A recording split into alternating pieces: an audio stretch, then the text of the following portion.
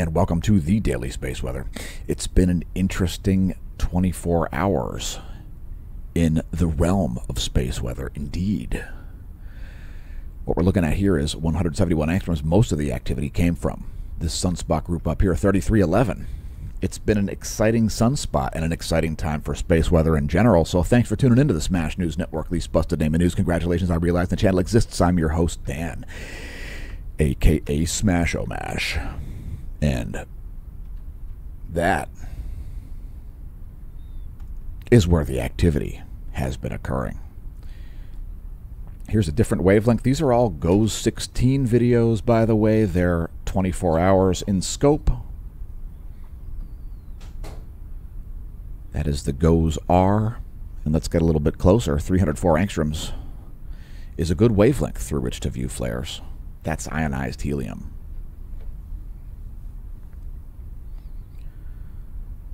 Likelihood of large solar flares continues to be quite high. We've got some setting groups in the west. And of course, those groups there. Here we've added 171 plus 304 angstroms. And let's take a look at what's going on in terms of sunspots. Now, we did have some lunar eclipses with the SDO, so you may have noticed that going on. As far as sunspots go, they're mostly stable here over the past 24 hours. No major changes. No major sunspot groups forming or degrading. Again, we do have a large group of sunspots setting here in the northwest, which are certainly capable of producing large flares. Here's that eclipse effect in the SDO colorized magnetogram also. I figured I'd bring that up for a quick moment. Again, pretty chill as far as sunspot growth. We'll actually see a dip in sunspot number today unless new groups form, as there are a large number of umbrae setting in the northwest. Let's take a brief moment to see what's going on planet Earth, as we've got some certainly volcanoes erupting. We've got, this one's called, that's called Nyamuragira in the Democratic Republic of Congo. By the way, beware of any place that refers to itself as a democratic republic. So there's one volcano, and there's Krakatoa, located in the Sunda Strait.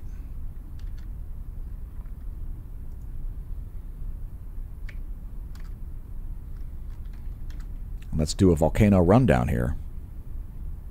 Which volcanoes are erupting, you ask? Well, we tell.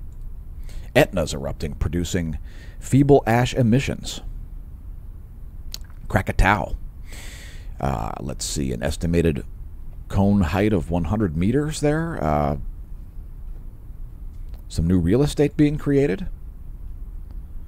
Seismic recordings detected several microtremors related to the activity.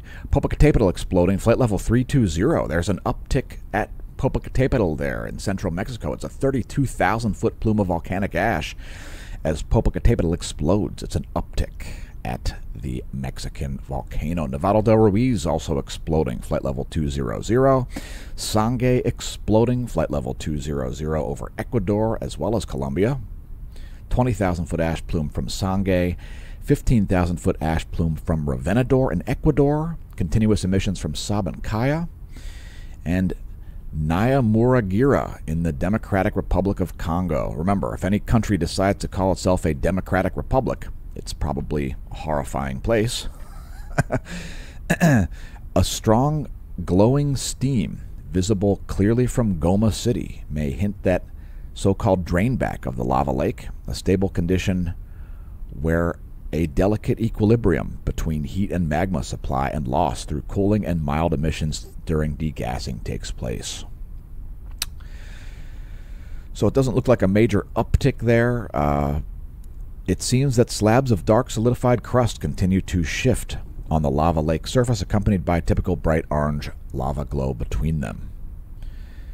Today's featured product, interestingly enough, is our top seller on the Redbubble shop. You can find links below the video to the Redbubble shop. The Do Not Pull Vault, the Caldera design, is available in various different pieces of clothing. Also other products like stickers and tapestries, shower curtains and socks. Again, it is our top seller. Thanks to everybody who's picked up merch and helped support the channel that way and helped us advertise, really. It's got our YouTube channel and smashomash.com right there on the design. If you're going through hell, keep going. Do not pole vault the caldera. Our finest days lie ahead, folks. When you hear somebody speak publicly, you might not remember what it is they talked about, but you're likely to remember how they made you feel. How are your favorite YouTube producers making you feel? Are they causing you to become deranged, neurotic, or even psychotic? In any case, do not pole vault the caldera. We hope your YouTube feed is not full of crap. You can also find our Amazon shop. We are able to endorse some products now, and that will be expanding day by day. Amazon.com/shop/smashomash. Links on the home page as well as below this video in the description. Also, don't forget to visit our affiliate/sponsor. You'll see a paid promotion link in the video. That does refer to Hemp Lucid. So if you're shopping for Hemp Lucid's products, make sure you enter the promo code SMASHOMASH to save 10% on your checkout. Hemp Lucid, our affiliate/sponsor. Again, enter the promo code SMASHOMASH to save some dough on checkout. Shop via our link below this video in the description or on the homepage at smashomash.com. Welcome to the Neo-Renaissance, and let's take a look at seismicity. There is what's shaken on planet Earth. So it's a lot calmer than it was during yesterday's report. We'll cite quakes over a 5 magnitude, and there are going to be a lot at the Loyalty Islands following multiple 7+ magnitude quakes there. We won't cite all of those. However, we will cite quakes of a 5+ magnitude in other locations.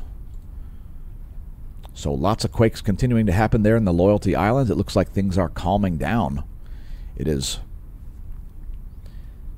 not looking like those are foreshocks, so that's a good thing. There was a 5.1 in the South Sandwich Islands also. That was 27 minutes before midnight Universal Time at 23:33. 5.1 there at the South Sandwich Islands.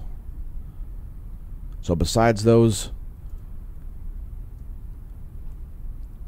quakes near the Loyalty Islands, not a lot going on in terms of seismicity. Tonga had a 5.8. That was, I believe, the largest quake of the past 24 hours, not too far from those Loyalty Islands quakes.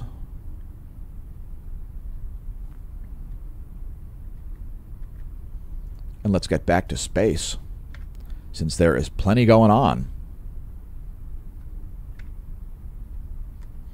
Here we've put up the GOES-R. That's 304 angstroms plus 284. 304 plus 284 there. The 284 is the blue, the 304 is the red.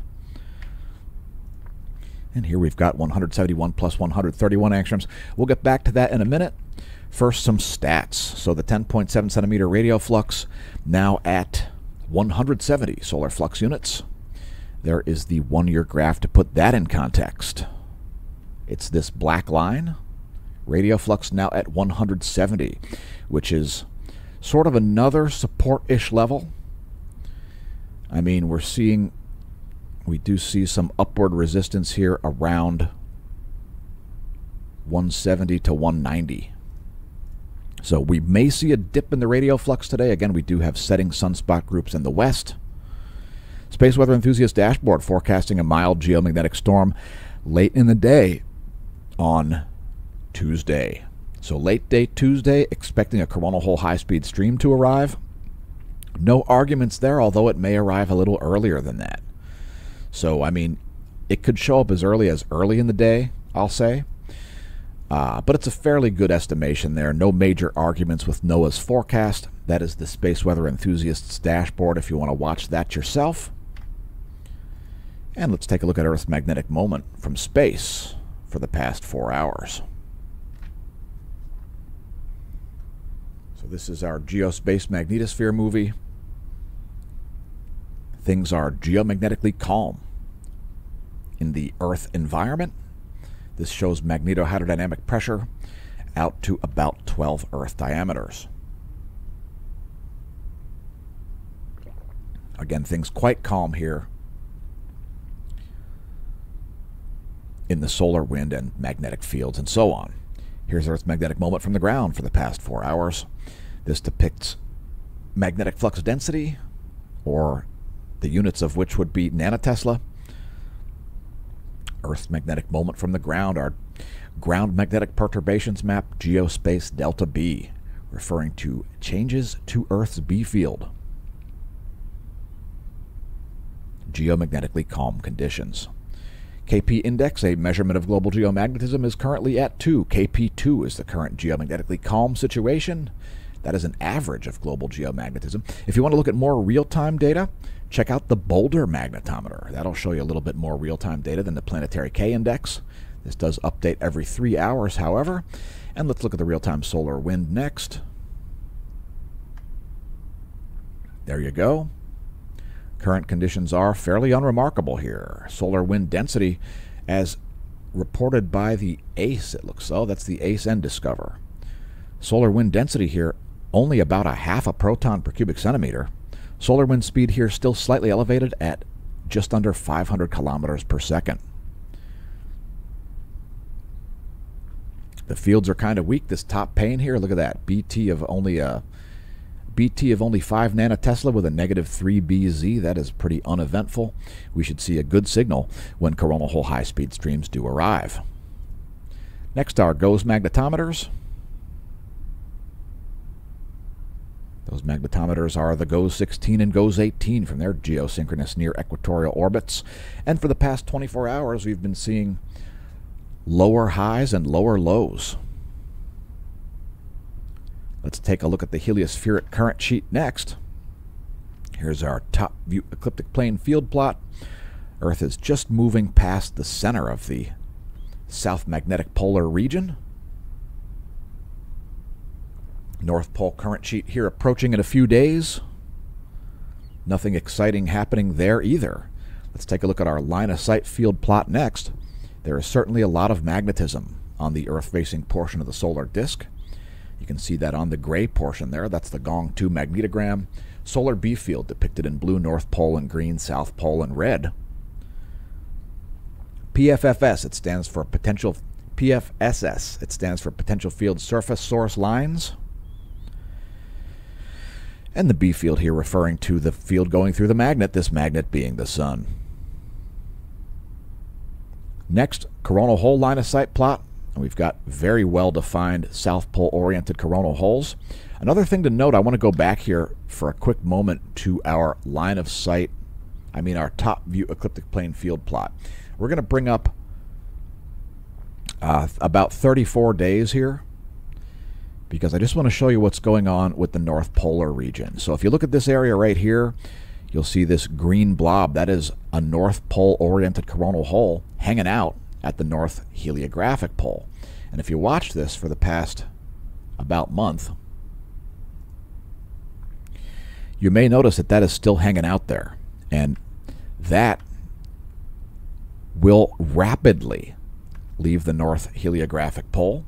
And when it does, we will see an uptick and we will start to declare, oh, solar max is almost here. We are nearly at solar max, etc. But until that leaves the North Heliographic Pole or gets replaced by South Pole magnetism, we're just not at solar maximum.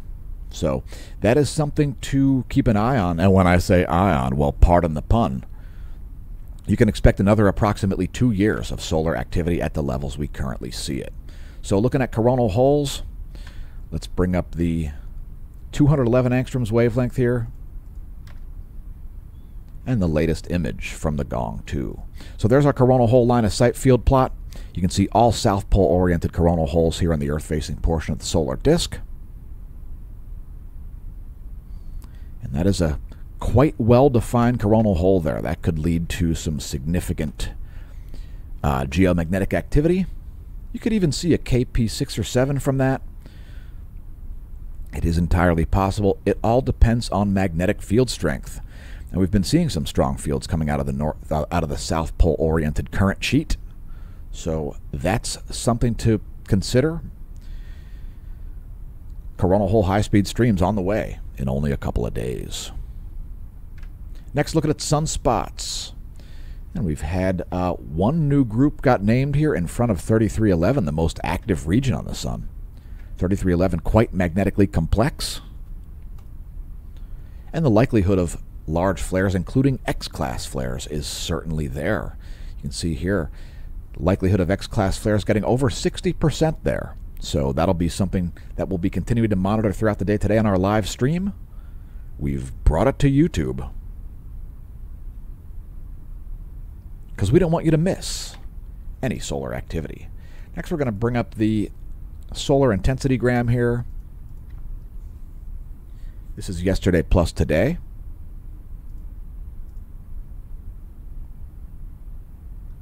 Now we're going to zoom in on the equatorial region here to show all the sunspots in a little bit better detail. There you go.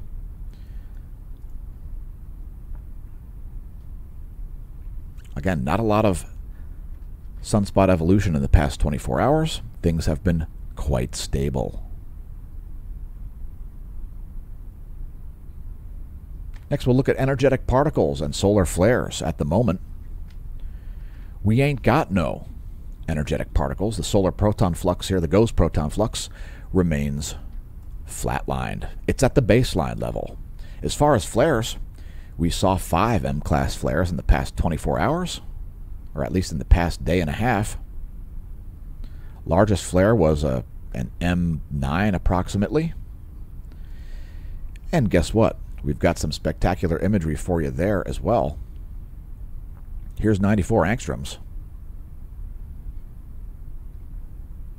And that should not disappoint.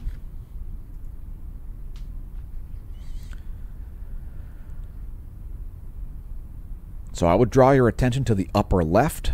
Sunspot 3311 has been the sunspot that's been producing the majority of the flares. Some activity in the southeast as well, but mainly the northeast. Once again, don't be surprised to see an X-class flare from over here, or over here, or even down here. It's becoming less likely to see a large flare in the southwest. We still have a four-corner situation going, though. There is a very high likelihood of large solar flares. Let's take a look at some more imagery here. Here is the GOES-R. That's 131 plus 171. There are those setting sunspot groups. Pretty sweet. Don't mind us, we're just bringing you the most detailed imagery of the sun and most comprehensive space weather in the known universe. And here's the real action location, the eastern limb. It's an exciting time for space weather. Congratulations on realizing that our channel exists.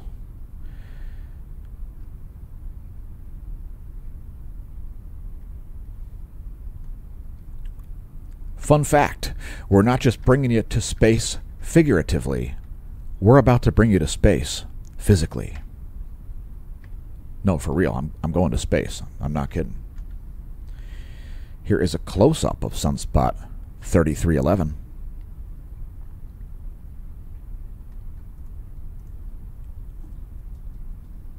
A series of solar flares erupting there of the M-class variety. One of those is nearly an X-class flare.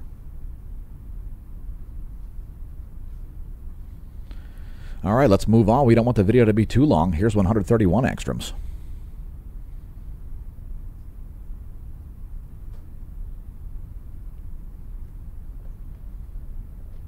And if you're looking for 94 angstroms, another of the ionized iron species that are covered by the GOES-R, there you go.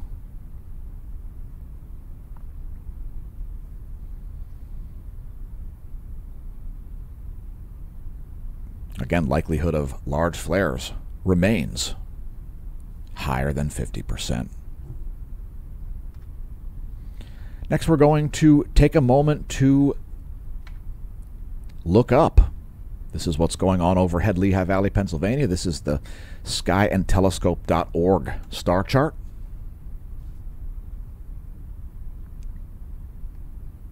We like to orient our viewers to this sort of stuff before we start talking about things like solar flares. I mean, not solar flares, coronal mass ejections. And by the way, don't get them confused. Solar flares are X-rays, photons. Coronal mass ejections are protons or gas. Think of a fan. When you're standing in front of the fan, it's blowing your hair back, right? That's a lot more similar to a coronal mass ejection than standing in front of a flashlight, right? Which is a lot more similar to a solar flare. Photons versus protons. Know the difference. And if you're a, quote, space weather and, quote, channel that does not understand the difference between a coronal mass ejection, please retire today. Next, your solar system forecast. Here's where things are now. We'll move this ahead 1 week. In 1 week, we will have a gibbous waxing moon. That'll be on May 28th. And it's time to look at coronagraphs. As far as coronal mass ejections, we don't have any of the Earth-facing, the Earth-directed variety. That is 107 frames from yesterday. Here are an additional 37 frames from today. Again, some CMEs there. They are pretty minor. We do have a filament uptick, by the way. There are CMEs from the LASCO C2 and C3. Again, quite calm here. So some CMEs there, not likely to be earthly directed. As you get a little closer, you'll see not a lot of plasma moving around there on the Earth-facing portion of the solar disk. There may be some active regions rising on the far side of the sun yet also, just so you are aware of that.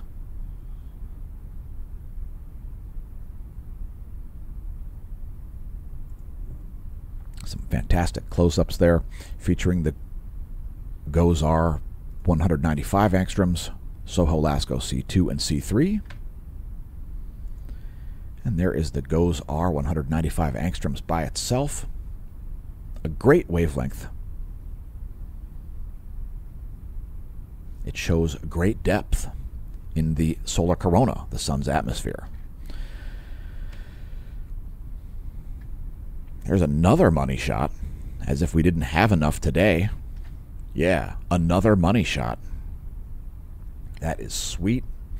And by the way, there's been an uptick in solar filaments, which is where we'll go next.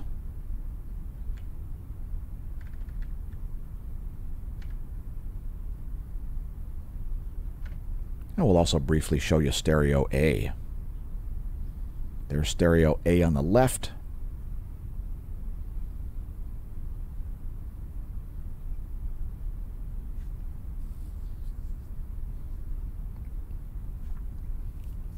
And let's take a look at filaments, since there has been a small uptick in solar filaments since yesterday. So here is our ground-based Hydrogen Alpha telescope, part of the National Solar Observatory here. This one's located in El Teide, Spain. The Sundar Pichai filament is still hanging out. The Edward C. Scott filament is still hanging out. Couple other filaments also visible there, those dark features, as well as these prominences. So these prominences are a big deal too. Those are the same feature, really. They're just differing in their location. A prominence is nothing more than a filament that is hanging off of the edge of the solar disk from Earth's perspective. If you look at the GOES 16 SUVI, you'll certainly see some indeed large prominences hanging out here around the northern hemisphere, and some other dark absorption features that aren't coronal holes. These down here are coronal holes, but these up here, these absorption features are indeed solar filaments. Here's one getting active over here. So certainly a high potential for additional coronal mass ejections and large solar flares. So that makes for good times for people like us that do space weather. And let's move to bonus features. Briefly looking at the satellite charging hazards situation. Some minor surface charging hazards there over Mexico and the Eastern Pacific. Goes electron flux here in a low portion of the operating range. We may see a small uptick before this craters once again when that coronal hole high-speed stream shows up in about 2 days. There's the 1-year graph to put it in context. We saw quite low levels here. Some of the lowest levels for the entire year, which is what is depicted, by the way. That is a 1-year graph of the greater than 2 mega electron volt electron fluence. Here's the forecast model from NOAA. Again, expecting a little uptick. Not so sure if we're going to see that much of an uptick. I'm expecting this to kind of come back down, but we'll have to see what happens there. Occasionally we do see coronal hole high-speed streams that are accompanied by high electron flux. So that's going to remain up in the air. We'll have to see what happens there. Keep in mind those relativistic electrons are measured at the F layer of the ionosphere, which is why we show this diagram daily. Feel free to pause the video if you're not familiar with this information. Here is the vibrational frequency of that layer. The F layer of the ionosphere, located at about 300 kilometers of altitude. It's the bridge between Earth and space, and we do indeed see considerable anomalies happening here. If you're not familiar with it, don't worry. We'll show the anomalygram in the latest frame.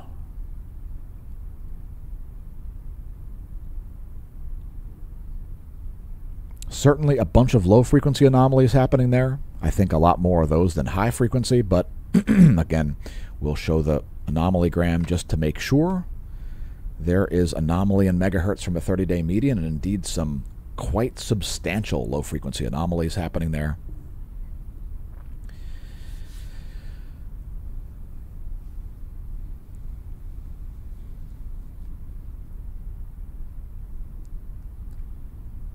So that's what's going on in the bridge between Earth and space. Again, the F layer is located at about 300 kilometers of altitude. There is the latest image, 1045 universal time ionogram and 1045 universal time anomalygram. Total electron content depicts free electrons from your GPS satellite down to your handset. Those free electrons can cause signal refraction, as your GPS handset must communicate with a satellite through a series of free electrons, which can cause GPS errors of thousands of miles. Let's see where those errors are most likely.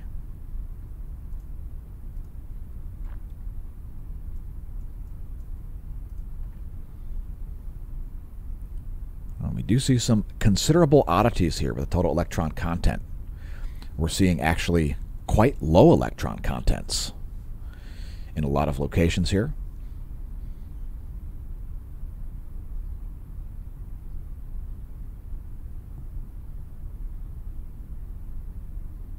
Again, that'll show you the most likely places to see errors in your GPS. Turn on Wi-Fi location accuracy if you're experiencing navigational problems.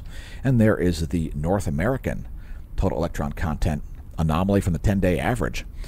And you can see, indeed, low electron content anomalies happening there depicted in blue.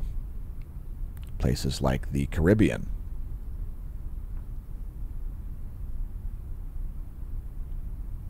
Also places like Florida, the Gulf, Baja California, and Mexico experiencing some low electron content anomalies,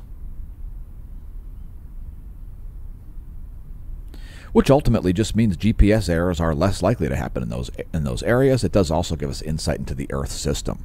Anyway, let's check out the latest intensitygram and latest colorized magnetogram. So here's a prime example of how a sunspot can be large and not likely to produce large flares. That sunspot down there is very large, considerably larger than the Earth. And that sunspot is barely beta gamma class. I mean, you could make the argument that it's beta gamma class. It's not beta gamma delta class. It's magnetically simple. This sunspot back here, more likely to produce large flares, as it is much more magnetically complex. Actually, you could make the argument that that's only one sunspot, as we've got North Pole umbrae here. So this umbra is South Pole. These umbrae are North Pole. So you can make the argument that that's only one sunspot group. Anyway, Here is a highly magnetically complex sunspot group, 3311 and 3314 ahead of it. That is a very magnetically complex sunspot group. It's what we call beta gamma delta class.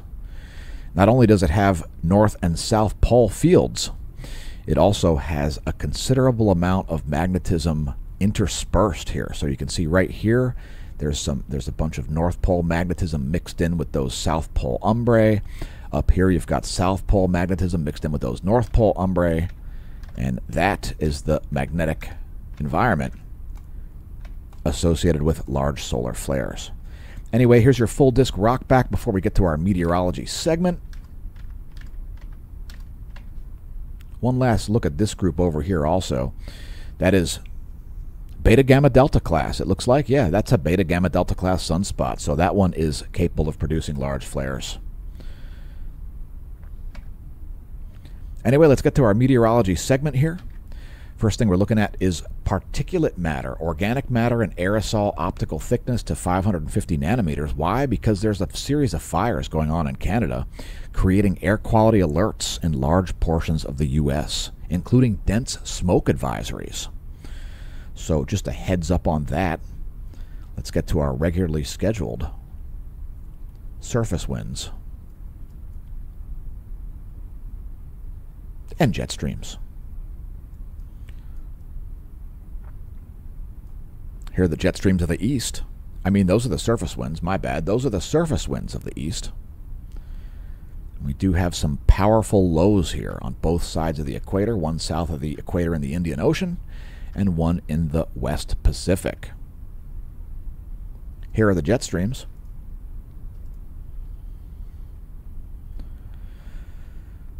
And what about the jet streams of the West? There you go. The jet streams of the Americas. And how about the surface winds? There you go. A strong onshore wind on New England.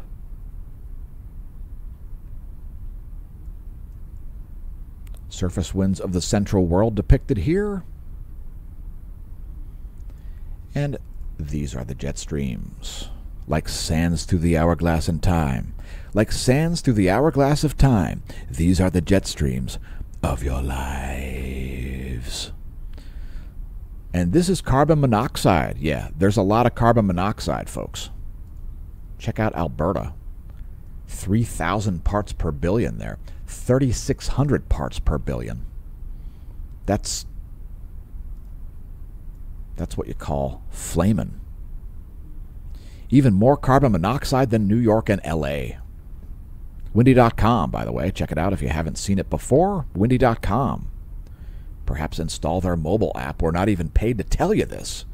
At least not yet. Maybe a future affiliate of the channel will be Windy.com. This is clouds and fog over the Americas. It's the 3.9 micrometer radiation map. 3.9 micrometers, part of the infrared spectrum. A micrometer is about 1/10 of the diameter of a human hair, by the way.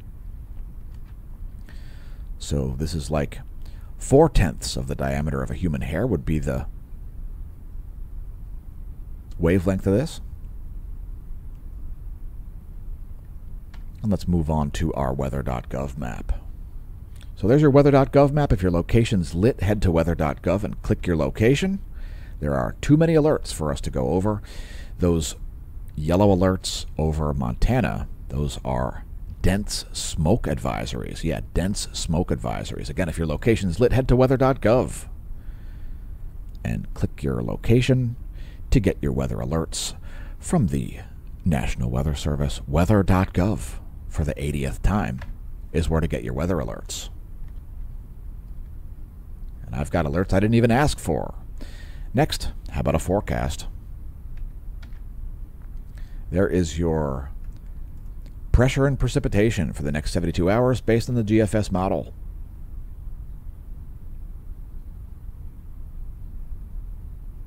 Looks like some strong storms rolling in from Canada here. Will hit Minnesota and North Dakota in about 3 days. Again, that's a 72-hour GFS pressure and precipitation forecast. Next, lightning. And there certainly was quite a bit of lightning once again around Central America, Northern South America, and in between the Isle of Hispaniola and Puerto Rico. Let's look at a real-time lightning map from lightningmaps.org. It looks like we do have some thunderstorms here in Texas. They are pretty minor.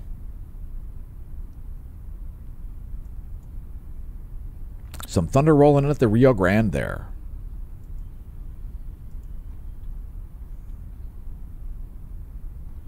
Anyway, there's your full lightning map. Some lightning in Washington there, the Middle East, also Eastern Europe.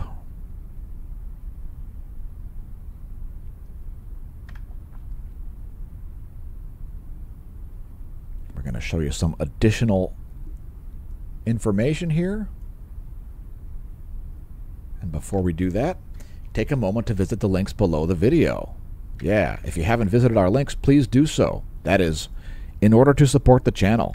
If you enjoy these videos, prefer to see them continue to exist, remain publicly visible, and free for all to view, consider becoming a member of the Smash Team, visiting our links.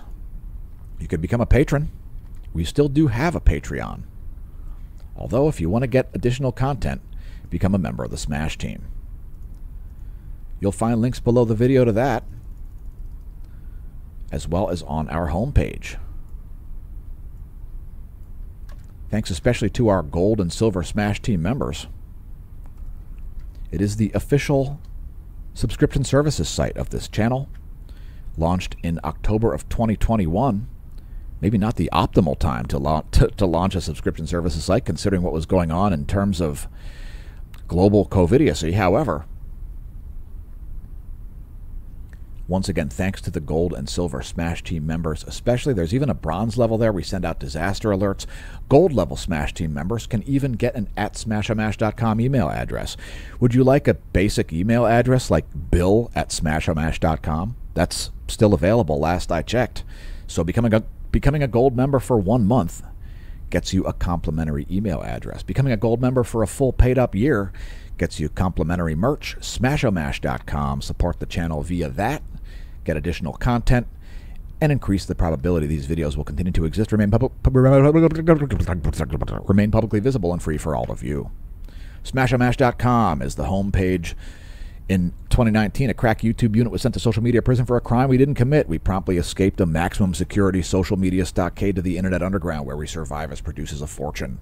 If you have a problem, if no one else can help, and if you can find the content, maybe you can hire the Smash Team. Part of the reason for these videos are economic, by the way. Yes, solar activity and economics do go together. And here's where we'll close things out. U.S. Doppler radar. There's the full 50 states of ALSA. Former nation, now Banana Republic. There is the lower 48. There is clouds and fog. It's still dark over half the nation. We use, once again, the 3.9 micrometer infrared radiation map, part of the NASA GOES interactive weather satellite suite. And here's the 6.19 micrometer radiation map.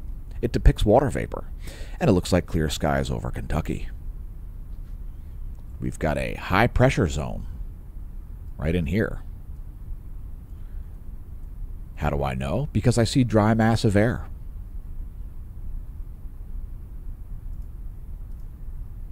Anyway, here's your recap. That is U.S. Doppler radar. That is clouds and fog. And that is water vapor, which should help clear up your Doppler radar, by the way. If it's not clear, break out the water vapor map. It'll help you out. Hopefully the Smash News Network, Least Busted Name of News, helped you out, and hopefully you aren't consuming too much nonsense on YouTube. Anyway, we'll be coming back with a new live stream soon on YouTube, so stay tuned for that. Make sure you check out our shorts, as they've been, shall we say, popular in the past few days. And in the meantime, I'll have been your host, Dan, a.k.a. Smashomash, signing off, and may that solar wind be at your back.